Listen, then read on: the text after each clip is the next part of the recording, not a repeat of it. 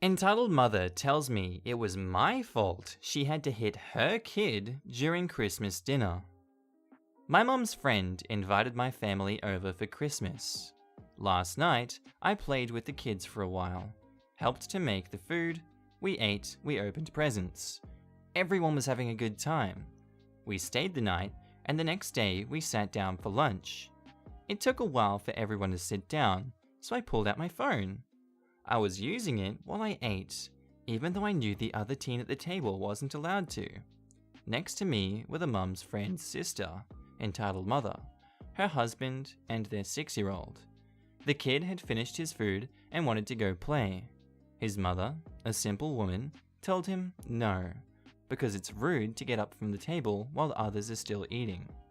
The kid didn't understand that because it doesn't make any sense, so he kept whining, started kicking and moving around in his seat. His mother ignored him for a while until she snapped at him in front of everyone. She yelled and spanked the kid. Later, my younger sisters finished their food, and because their mother is normal, they just got up and went to play. Seeing this, entitled mother must have thought to herself, I'm being different, but I always must conform. So only then did she let her kid go play. After we were done, I heard all of the women gossiping about my behavior, like I couldn't hear. I said nothing. A few hours later, we were getting ready to leave. An entitled mother came up to me to tell me, just in case you didn't get it, I had to hit my kid because of you.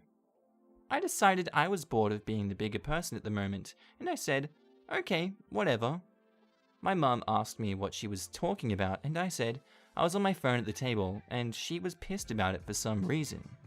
Then, Mum's friend butted in to tell me that she's right to be mad because I was raised wrong to think that my behavior was acceptable. I said, I don't appreciate you talking down to me. I don't talk like that to you. I'm 17, not 8. The raising process is kinda over for me right now. That's about as much as I could say before she interrupted me to basically yell that I crossed the line. That was an awkward car ride home. Some of you older folks probably forgot what it was like to be a teenager and will tell me that I did in fact overstep some kind of boundary, but I strongly disagree. In a few months, I'll be allowed to drink, vote, get a job, etc. I think at this point I should be spoken to like you would to any other adult you barely know. By the way, in my defense, I was on my phone because I didn't have anyone else to talk to. I had a choice between 6-year-olds and 40-year-olds on average. I chose neither because neither conversations interested me. And 2, I think the no phone at the table rule is just another one of those rules that exist for no reason other than to control people. I was being quiet, bothering exactly 0 people. If your kid was salty because he couldn't pull his phone out, that's your problem. He's not my responsibility. Also, the situation with entitled mother's kid had nothing to do with me. Sounds to me like she just looked for an excuse for her bad parenting. Edit. As many people have said, I should have respected the host's rules, since I was the guest at their house. I think you guys are right, but I still think the way that everyone handled it was too much. I'm certain if it were anyone else their age, that they would have not reacted that way. Yeah, I like this comment down here by RPG Dancer. I understand this post can be read 2 different ways, but from what I saw, no one asked OP to put his phone away. They just gossiped about it later. It states OP knew other children were not allowed, but rules are different for each family. For example, my cousins were not allowed to touch the computer at my grandparents' house, but because I basically lived there and had my own room, I was allowed on, even if they were there. I was kind and only used it for homework, but still, the rule was different for me. We don't know whether OP would have put their phone away if asked. If the OP was asked to put their phone away and then backtalked, that is an entitled and bratty thing to do. And our next story was posted by user Capital Replacement 0, titled, "A woman faked pregnancy to trap my brother-in-law." So my brother-in-law told me a story of his personal encounter of dating an entitled psychopathic woman. Now, this woman was pregnant and already had a kid from their first marriage, so in a sense, entitled parent, I suppose. This happened several years back, so certain things might not be accurate, but it is told from his perspective, so it took place somewhere in Southeast Asia, near where I was from. It happened back in 2006 while he was trying to be settled down, expat in a foreign country. He was living the time of his life until he met a woman in a bar. He described her to be well dressed, didn't come across as a sex worker or anything, so he approached her. Now, their relationship lasted about 10 months.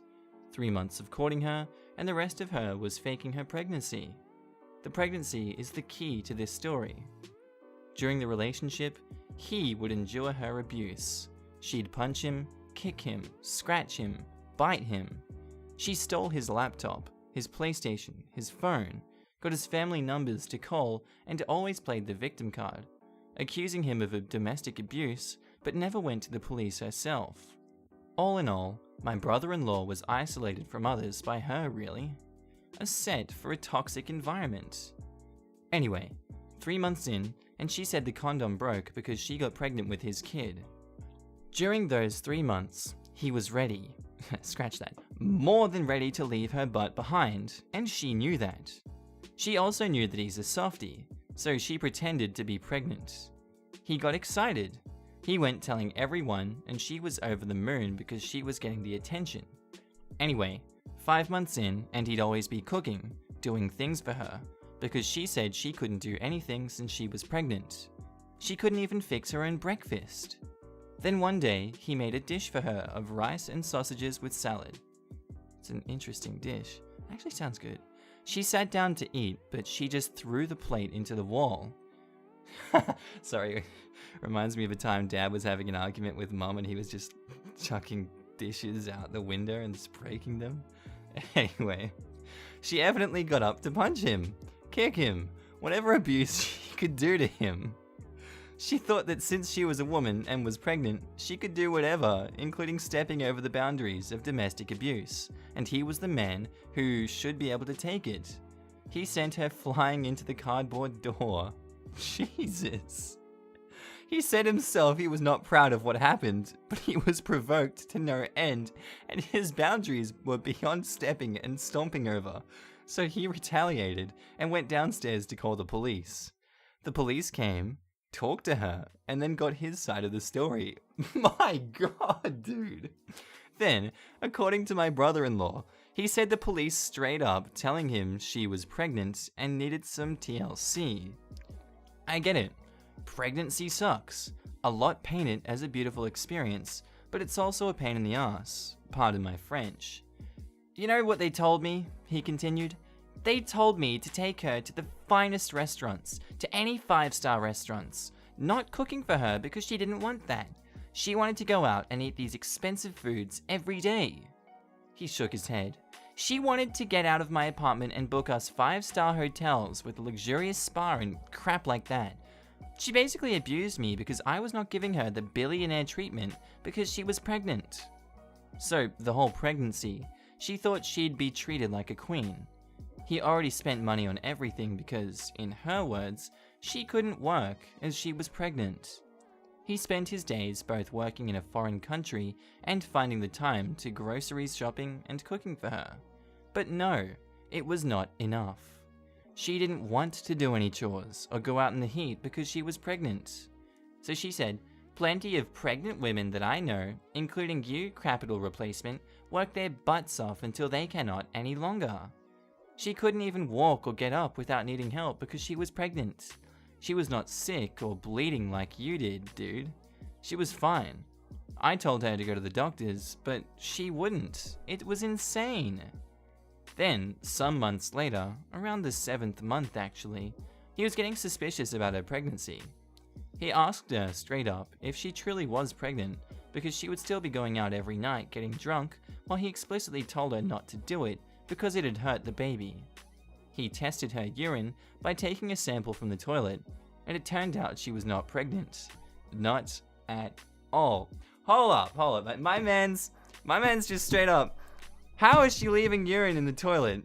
I want someone to answer this. Can you test urine if the toilet's already been flushed? Like, wouldn't it be contaminated with everyone else's urine?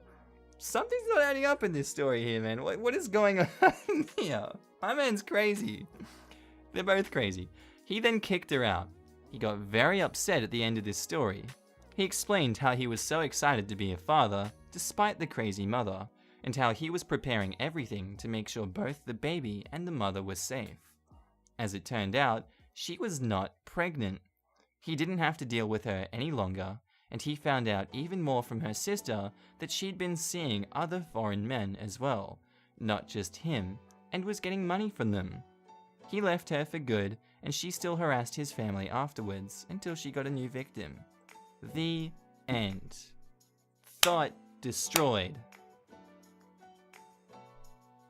And our next story was posted by user ChocoKitty, titled, "So what did you get your one and only nephew for Christmas?"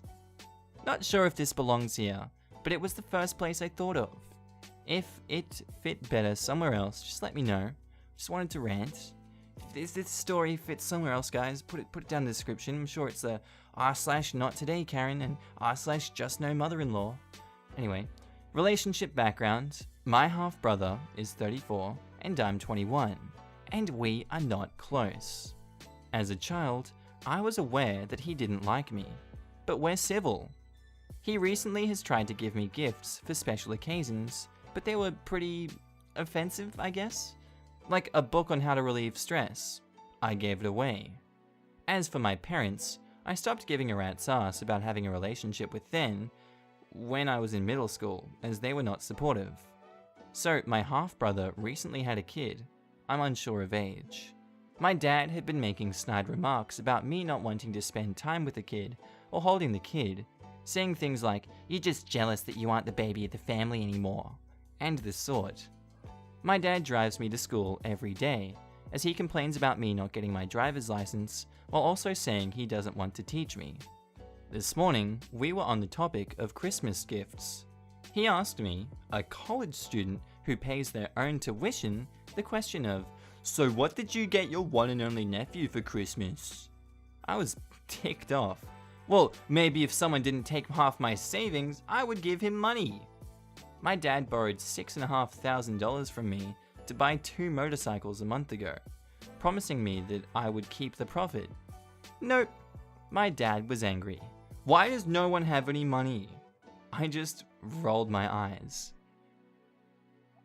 I'm sorry guys, I'm just gonna say, why is it these stories, they're so believable, and then they get to the very end, and something like, I lent them $6,500 for 2 motorcycles, or something else happens at the very end, like the charges were pressed immediately. Why does this happen?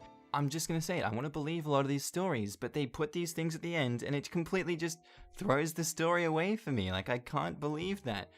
Like, sure, it can happen, but how many people are dumb enough to buy 2 motorcycles? Why would you give them $6,500 if you know they're just going to use it on 2 motorcycles? He doesn't need the motorcycles.